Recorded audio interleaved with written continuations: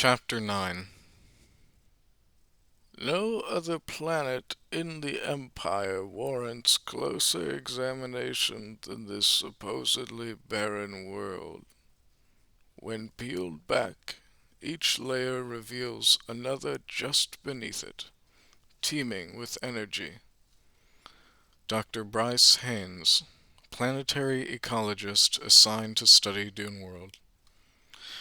After the morning thermals had stabilized enough for Ornajets to fly over the desert, Jesse, Bari, and Dr. Haynes went out to observe spice operations. Foreman English was already out on the sands, deploying a huge harvester in a new vein of melange that had been uncovered by shifting dunes during the night.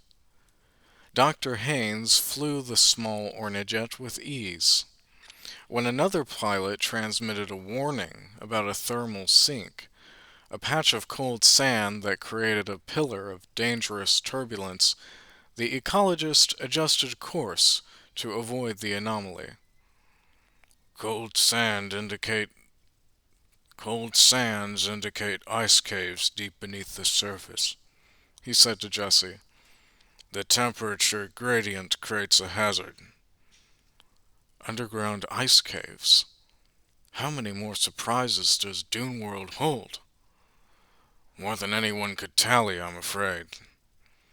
A plume of smoke and dust marked the ground operations. Jesse and Bari watched the giant mobile harvester lumber onto the dunes, gouging up great quantities of sand mixed with rust-colored spice. Scouts soared in widespread patrols to watch for any encroaching worms. From the ground, English demanded a satellite weather report. I don't like the looks of that line of dust on the eastern horizon. Though the sky looked perfectly blue to Jesse, with only a bit of haze, he did not question the man's intuition. Maybe his scar was tingling.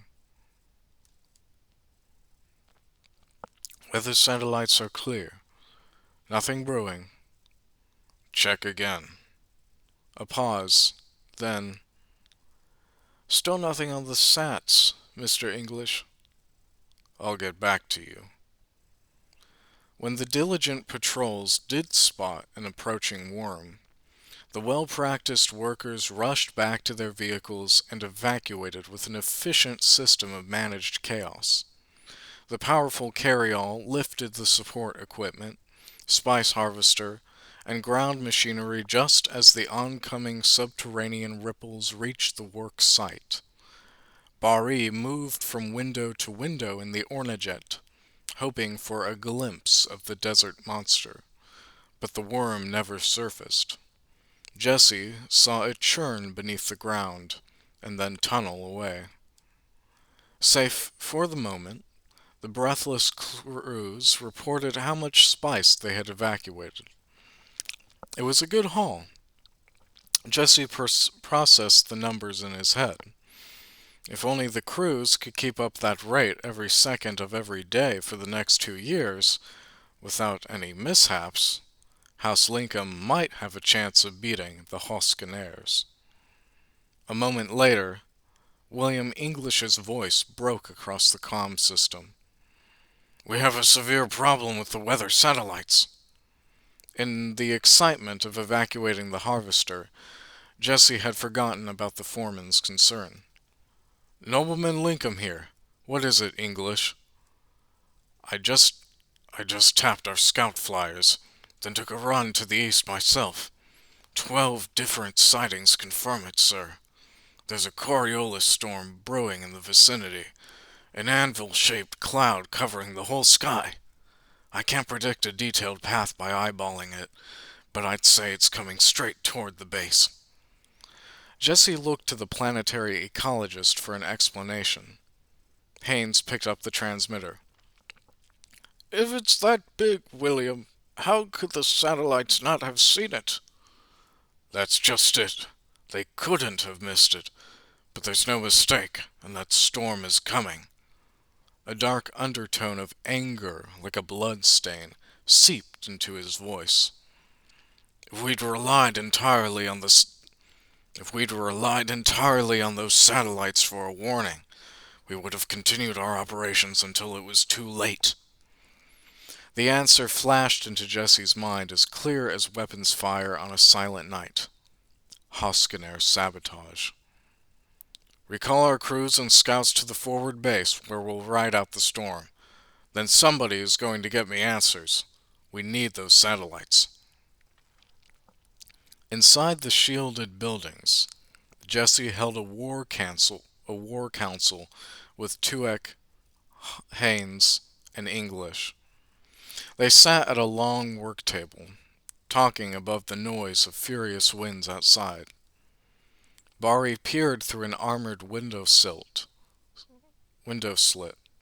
trying to see past the murk. Like the men, he wore a sealable bodysuit with a face mask flapping loose. Are we safe? Can the winds cut their way in here? The shelter is protected enough, young master, Dr. Haynes said.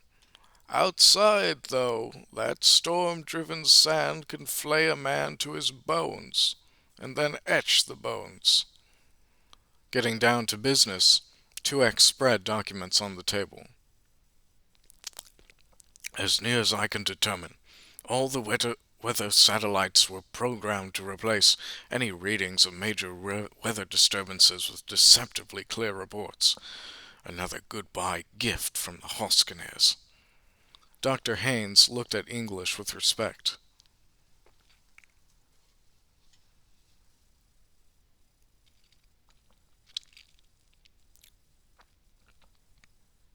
If you hadn't sensed the storm, William, we would have been wiped out. The scarred spice foreman sat stiffly, as if trying to suppress his continuing uneasiness. It's still a disaster, 2X said. When we tried to delete the corrupted programming, we activated another trap, which shorted out the satellites. We're completely blind in the skies now. The veteran looked gray with disappointment. I was searching for an outright assassination attempt, but this is much more insidious. Sweet affection! If only I'd foreseen it. Jesse simmered as he listened. What'll it take to repair the satellites? English said, The damage is too extensive. We need to replace them. Jesse put his elbows on the table. Options? English groaned. Stop spice mining until we get new satellites. Unacceptable. That might take months. 2X suggested. We could triple our scout flights to monitor the weather, do our best to predict dangers. But increased flights mean increased hazards as well. We'd lose flyers and pilots for sure. Jesse looked around the table, hoping for more alternatives. Else? English spread his hands flat. How lucky do you feel, nobleman? We could just continue spice mining and take our chances. The planetary ecologist pursed his lips. I may be able to modify a research satellite or two, enough to give us some weather data. Everyone fell silent and looked at Jesse. All right, Dr. Haynes. Find out how much weather coverage we can put together. Minimize risks to our ships and crews. But we need to keep producing spice, no matter the setbacks. The sandstorm outside skimmed the dome roughly, like the abrasive caresses of Valdemar Hoskinair himself. Jesse looked at his security chief, lowered his voice. Esmar, I don't know how we're going to pay for new satellites. Consult with your concubine, my lord. But in my opinion, we do what we need to do. We have no choice. I'll tell Dorothy to increase our debt, as necessary. Sell any holdings we have left on Catalan. But I want the network installed as soon as possible. Find out who can do it the fastest. Jesse's instincts told him the Hoskinairs were likely planning further grand gestures. The unexpected storm and the satellite sabotage emphasized the danger of even everyday activities on Dune World. Right now, he felt an overwhelming need to be back with Dorothy, to talk with her, hold her. As soon as the storm passes, I'm going back to Carthage. English, I'd like you to come with me so we can review our spice operations, combine resources, and make the most of what we have. It is not wise to rush a Coriolis storm, noblemen, Dr. Haynes said. They are unpredictable and dangerous. Consumed with anger at Valdemar Hoskiner, Jesse felt his muscles tense like steel cables. I can be unpredictable and dangerous, too.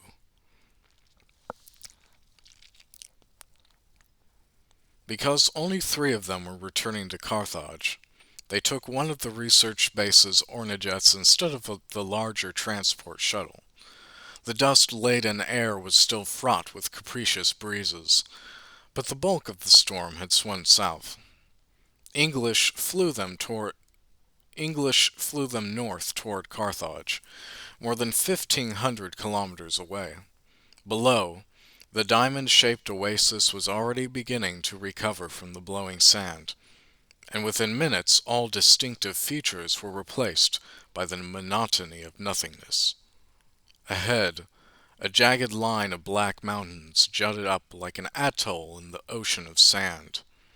From the cliff-walled pan he could see hundreds of blind canyons, cut not by water but by seismic action, ancient lava flows, and fierce desert winds.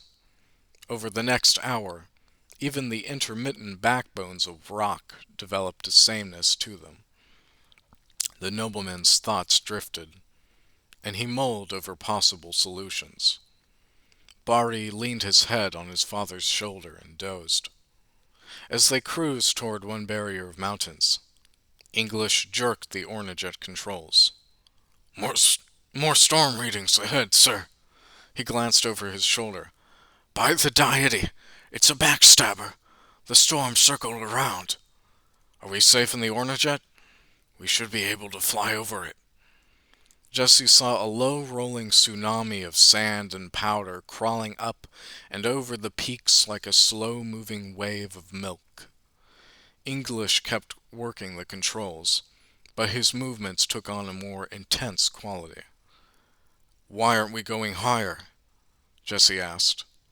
The wall of sand and dust grew larger, spreading to fill their field of view.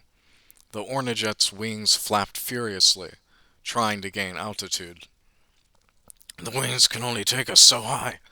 I'm trying to kick in the jets to leapfrog us over the storm." English punched the controls again. "But the blasted craft isn't shifting modes, and without jets we can't make it. Can we outrun the storm?" "Not a chance. I may be able to bypass the switchover and tap into the jets directly. It might cause burnout in 100 kilometers, but we might get away from the storm, where someone can rescue us." His face showed a relieved smile. "Ah, there's the bypass." A small muffled explosion reverberated in their engines, a shot bomb detonating in the Ornajet's rear components. "More sabotage! Signal for help!" The spice foreman fought with the controls to keep the aircraft from corkscrewing into the sand. "The bomb took out the comm, too. Must have been rigged that way. Just get us down, English." Wide awake now, Barty looked around in fear. Jesse grasped his son's arm, sealed the boy's bodysuit in his own, then put on their face masks. The Ornajet lost altitude, spiraling toward the dunes. Scanning ahead for shelter, English chose a small island of rocks, little more than a scramble of boulders poking up out of the dunes. Out of control, the craft thumped to the sand and spun around. Before English could even shut off the engines, a towering wave of blown sand broke over them, utterly engulfing the Ornajet and its occupants.